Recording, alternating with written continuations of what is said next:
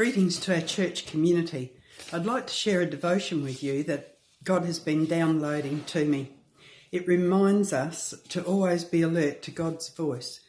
The reading is from Luke 8:40 to 56, and it's called A Dead Girl and a Sick Woman. It is quite long, but it tells an amazing story. Now when Jesus returned, a crowd welcomed him, for they were all expecting him. Then a man named Jairus, a ruler of the synagogue, came and fell at Jesus' feet, pleading with him to come to his house, because his only daughter, a girl of about 12, was dying. As Jesus was on his way, the crowds almost crushed him. And a woman was there who had been subject to bleeding for 12 years, but no one could heal her. She came up behind him and touched the edge of his cloak, and immediately her bleeding stopped. "Who touched me?" Jesus asked. When they all denied it, Peter said, "Master, the people are crowding and pressing against you." But Jesus said, "Someone touched me. I know that power has gone out from me." Then the woman, seeing that she could not go unnoticed, came trembling and fell at his feet. In the presence of all the people, she told why she had touched him and how she had been instantly healed. Then he said to her, "Daughter, your faith has healed you. Go in peace." While Jesus was still speaking, someone came from the house of Jairus, the synagogue ruler. "Your daughter is dead," he said. "Don't bother the teacher any more." Hearing this, Jesus said to Jairus, "Don't be afraid, just believe and she will be healed."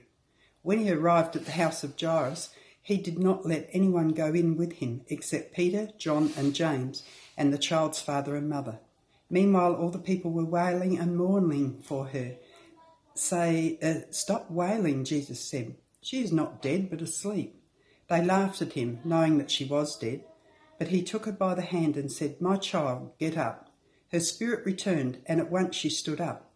Then Jesus told them to give her something to eat. Her parents were astonished, but he ordered them not to tell anyone what had happened.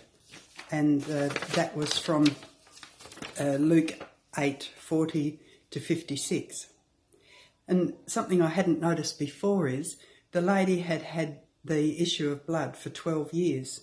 At that same time that began, the little girl had been born. So both events were 12 years in the making. And Jesus healed them on the same day. Jesus is on his way to a dying person, which I would say is very urgent. Then he realises there's another issue, and Jesus said, "Who touched me?" He then gave her the attention she needed. Next, he heard the child had died while he was delayed. We would be devastated, but Jesus assured them that all was well.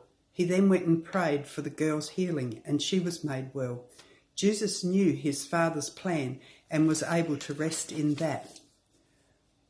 And it's a challenge to us that as we go about our journey, look for the moments where we can bless, assist, serve, heal, be an instrument. Our opportunities are more limited now, but we have phones, internet, we're able to visit shops and service stations. Listen for someone reaching out in need. How can we do this even if we don't feel able? It's by the power of the Holy Spirit and his empowering. Jesus walked the earth, showing us by example how he stopped in the midst of his journey and changed lives. I pray that you will listen for opportunities and take them. Bless you all.